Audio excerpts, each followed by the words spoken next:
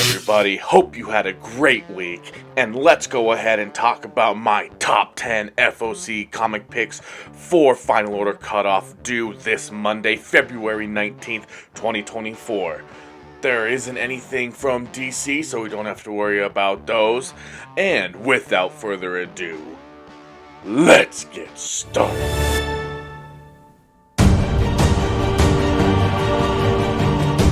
First up, I wanted to show off some awesome covers. We have Star Wars The High Republic number 5. This is the Women's History Month variant, but I think it's just a great cover of Ahsoka.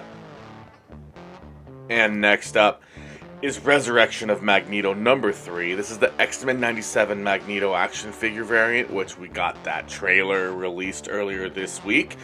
I hope you guys got to check it out because it is pretty awesome. I have heard some stuff that's a little worrisome about the show, but to be honest with you, the trailer slapped, and if the show can... I'm going to go in with an open mind and just see what happens.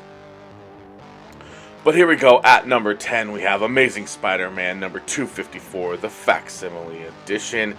And this is a reprint of a classic story with Spider-Man and Jack-o'-lantern and the Hobgoblin and the black suit and all that. I'm not 100% sure, what the value is of this book on the current market today, but if you're into classic Spider-Man books, this might be one for you, especially when some of those newer books around when the black suit was, or not newer books, but the books around when the black suit was new, the new appearances of that black suit. Alright, number 9 is actually the Star Wars Jango Fett number 1 movie variant.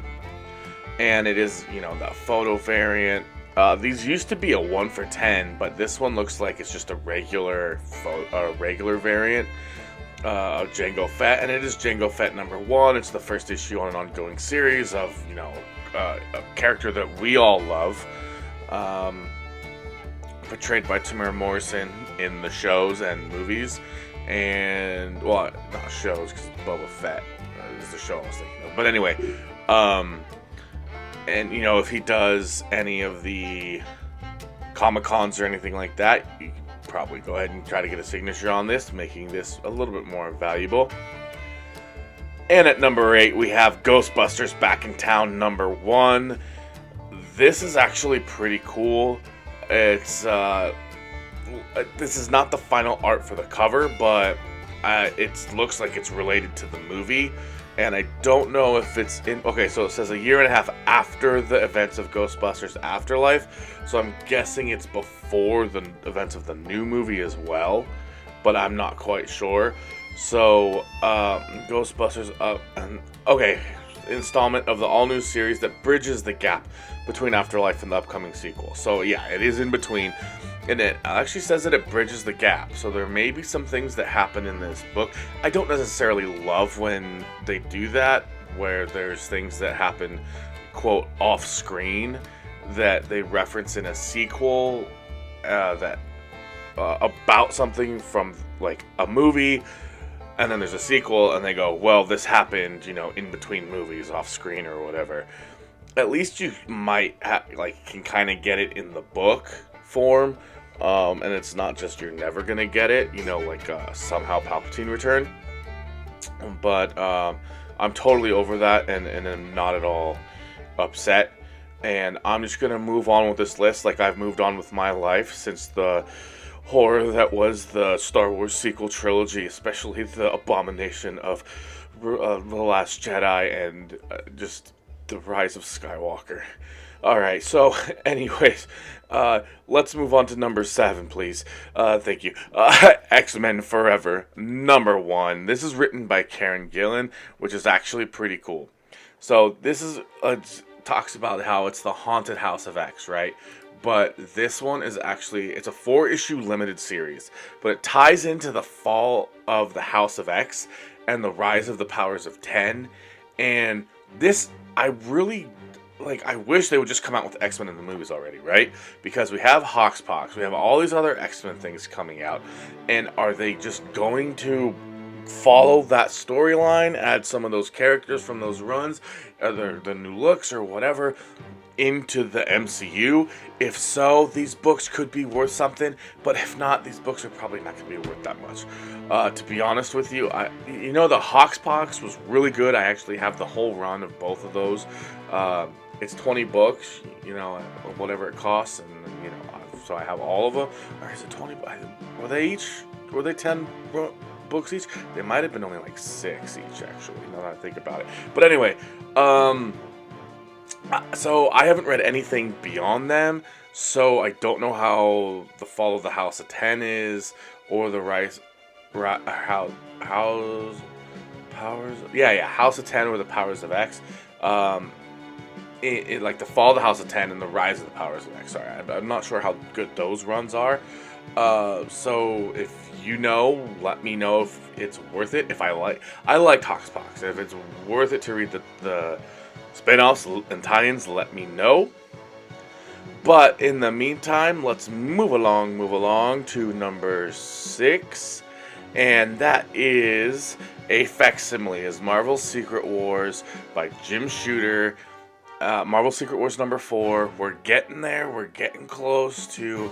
We got number 5 next, and then there's number 6, which is the first appearance of, I want to say it's Julia Carpenter as Spider-Woman. I think it's Julia Carpenter, but no, not as Spider-Woman. But I think it's the first appearance of Julia Carpenter. She just might not be Spider-Woman yet. I'm not 100% sure. And then you have 7, and then you have 8, which is the origin of the black suit. Not the first appearance. That is, I believe, the ASM 252. And then that was just the origin of it. You learn where it came from, that it's an alien entity and all that. But anyway, let's move on to number 5, and that is Star Wars Visions, Takashi Okazaki, number 1. And this one is,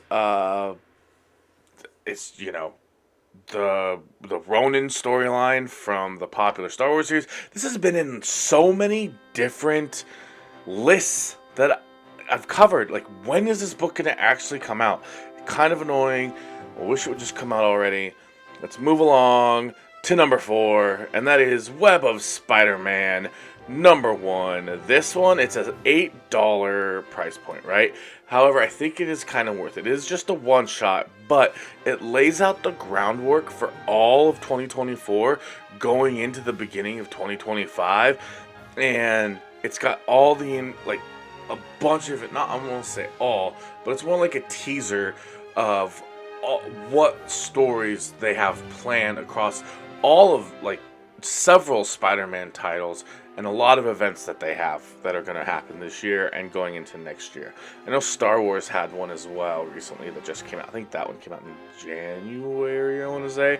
But before I get into my top 3, I did want to remind you, I do have my PayPal and my Venmo in the description of the video. If you want to support the channel, please do so and leave a message, and I will read that message in the next video. But here we go at number 3. We have, this is more of a personal pick of mine, Mighty Morphin Power Rangers, The Return, number 2.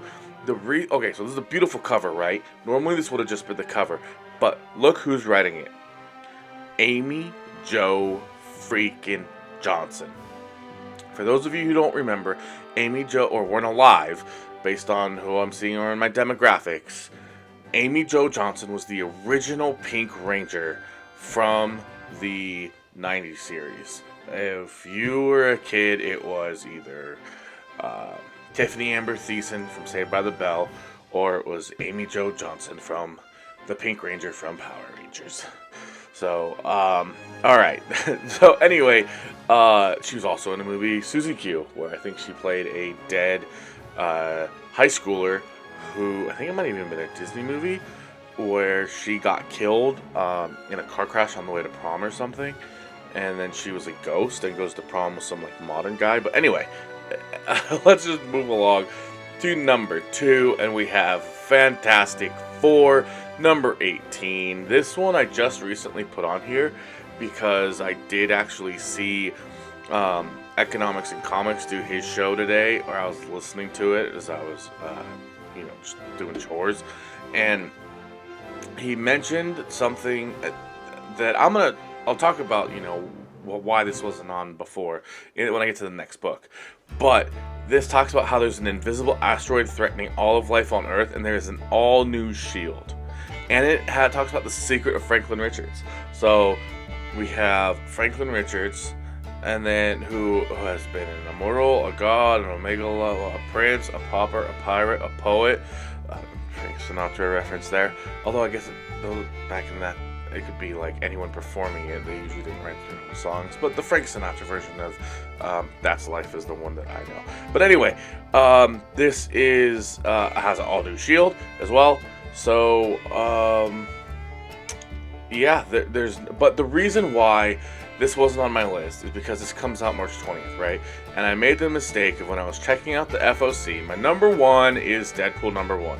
But look, it says April 3rd. So I was looking at for spec picks for the week of April 3rd, and I didn't have the 20th open, but then I was like, I didn't see hardly anything else for this week and the week of April 3rd. And then when I saw Bill's video, I was like, wait, that's coming out this week? Is like in April 3rd? So then I went and I looked, and I was like, oh, it's actually coming out March 20th. So then I pulled out the March 20th, and saw it was coming. It was actually, so FOC is due this week, but it's just coming out a different week. But this one is, it's Deadpool number 1, and you have the new series coming out, so you pretty much have to think that this is, it's at least gotta pique your interest. Again, any decisions you make on buying books is up to you. Like I keep saying, it's been so long since I've actually spec'd on any books or anything like that. I personally do not, so don't take what I say as actual advice on what to do. But if you're into Deadpool, or if you're into taking chances on stuff where it could end up being nothing, this could still be one. It has, I don't know why it's a big deal that he wrote Futurama. Did Cody Ziegler write a Miles Morales run that I'm not aware of? Because that was Salvin Ahmed. Is it the new one? After the Salvin Ahmed run, is he the one who wrote the new Miles Morales run? But anyway,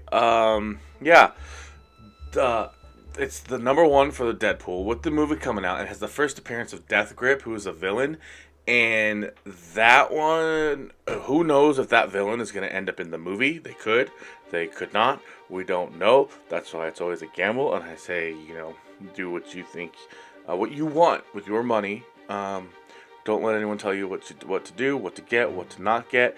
It's entirely up to you. And hope you enjoyed that list. That's my number 1, Deadpool number 1. Alright, everybody, that's going to go ahead and do it for me. And my top 10 FOC comic picks for final orders cut off next Monday, February 19th, 2024. I hope you enjoyed this video, and if you did, if you could please Hulk smash that thumbs up button to give this video a like. Comment down below, let me know what you thought about my video and my picks, and I also had a couple questions in there. If you guys had the answer to those and wanted to leave those in the comments, that would be great. And I did want to remind you one last time that I do have my PayPal and my Venmo in the description of the video. If you want to support the channel and leave a message with the support, I'll read it in the next video. And also subscribe. Subscribe. But, as always, I wanted to thank you for watching this video, especially those of you who made it this far in the video. I'm going to go ahead and leave some videos for you guys to check out. I'm still going to go ahead and leave my top picks for this week's new comic book day that came out on Wednesday, February 14th. In case some of you aren't able to get to the comic book shop until this weekend, you might be able to watch that video tonight or early tomorrow before you head in and check that out. But I also have a video that I put up a couple days ago for new comic book day next week, February 21st, 2024. And I think that one does have some DC, so if you want anything from DC out of that list, you're going to want to make sure that you at least let your LCS know or stop in on the Tuesday. But I think there's a Nightwing book in there. But yeah, again, as always, thanks again for checking out this video, and until next time,